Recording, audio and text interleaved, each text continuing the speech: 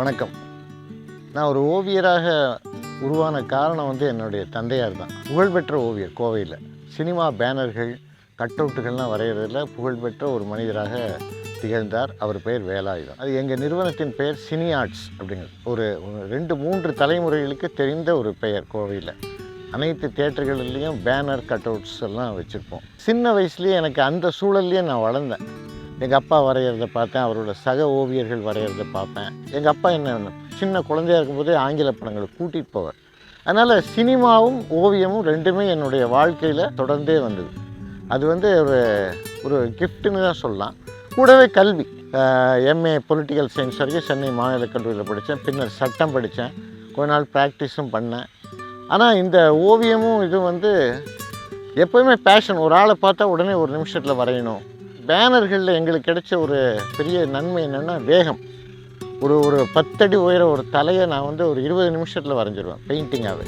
நான் சட்டம் படிச்சுட்டு இருக்கும்போதே இதில் இறங்கி அந்த நிறைய பேனர்கள் கோயம்புத்தூரில் நீங்கள் ஒரு காலத்தில் பார்த்தீங்கன்னா ஒரு 40 வயசுக்கு மேலே இருக்கிறவங்களை கேட்டிங்கன்னா சொல்லுவாங்க, அந்த ஜெயில் ரோடு அங்கே தியேட்டர்களில் இருக்கிற வண்ணமயமான பேனர்கள் ரொம்ப க்ரியேட்டிவாக செய்வோம். ஒருத்தர் நேராக நிற்கிறான்னா அவனை தலைகளை கூட நான் செஞ்சு அதை நின்று பார்க்குற மாதிரி இருக்கும். இந்த இங்கிலீஷ் படங்கள், 3D படங்களுக்கெல்லாம் ரொம்ப புதுமையான முறையில் விளம்பரங்கள் செஞ்சு எங்களுக்கு எப்படி தமிழ்நாட்டில் ஒரு முக்கியமான பேனர் ஓவியர்கள்ங்கிறது எங்கள் நிறுவனத்துக்கு கிடச்சிது.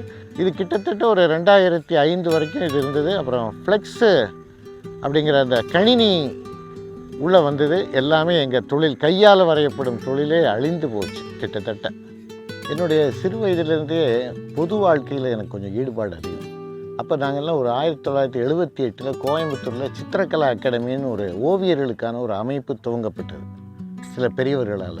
நான் ஒரு மாணவனாகவே அதில் இருக்கும்போது அதில் போய் இணைஞ்சிட்டேன். அதில் வருடம் ஓவிய கண்காட்சிகள், ஞாயிற்றுக்கிழமை குழந்தைகளுக்கு இலவச ஓவிய வகுப்புகள், இப்படி ஒரு ஆக்டிவிட்டீஸ் தொடர்ந்து வந்துட்டு இல்லை. கணினியில் ஓவியம் வரைகிறது எப்படிங்கிறதையும் கூடவே கற்றுக்கிட்டே வந்தோம்.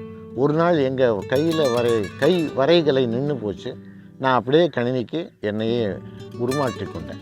அப்போ நான் கணினியில் இன்றைக்கி வரைகிறேன். கணினியில் எப்படி ஒரு ப்ரஷ் எடுத்து நான் ஒரு போர்ட்ரேட் வரைகிறேனோ அதை கணினியில் இன்றைக்கி வச்சு வரைகிறேன். அதே ரிசல்ட்டோடு நான் வரைகிறேன்.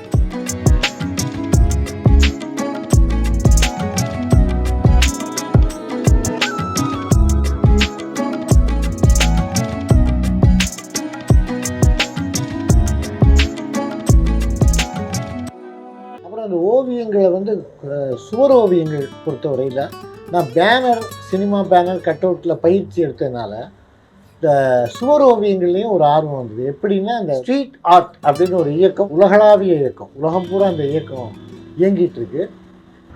அதில் கோயம்புத்தூரில் இந்த உக்கடம் பகுதியில் இருக்கிற குடிசை மாற்று வாரிய வீடுகள் இருக்குது. 44 அடி உயரம் எல்லா வீடுகளும், 4 மாடி கட்டடங்கள். அதில் இருக்கிற சுவர்களில் வரைகிறதுக்கான ஓவியங்களை முடிவு பண்ணேன். அதில் நானும் ஒரு ஓவியத்தை வரைஞ்சேன். ஒரு செவத்தில் ஒரு உள்ளூர் ஓவியனா என்னையும் அழைச்சாங்க. நானும் என்னுடைய 60 வயதுக்கு பிறகு கிட்டத்தட்ட ஒரு லிஃப்ட்டில் தொங்கிட்டே வரைஞ்சேன். அந்த செவத்தில் 44 அடி உயரம் மேலே போகிறது வர்றது. இதில் என்னென்னா சில ஓவியர்கள் 1 மாதம் வரைஞ்சாங்க அந்த ஓவியங்கள். நான் ஒரு 2 நாள், 2 அரை நாட்களில் வரைஞ்சேன். அவ்வளோதான், படு வேகமாக வரைஞ்சேன். அது ஒரு சாதனையாக தான் இருக்குது எனக்கு.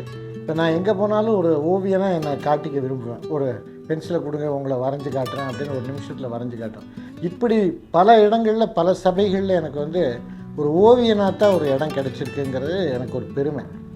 இந்த மாதிரி நேரத்தில் இந்த விருதானது, கலைஞர் மாமணி விருதானது எனக்கு கிடைத்திருப்பது மிக மகிழ்ச்சியை தருது. ஏன்னா என் வாழ்க்கை பூராவுமே இதுக்காகவே நாங்கள் வாழ்ந்துருக்கோம். எந்த பிரதிபலனும் இல்லை, பெரிய பொருளாதார வளர்ச்சியோ எதுவுமே கிடையாது.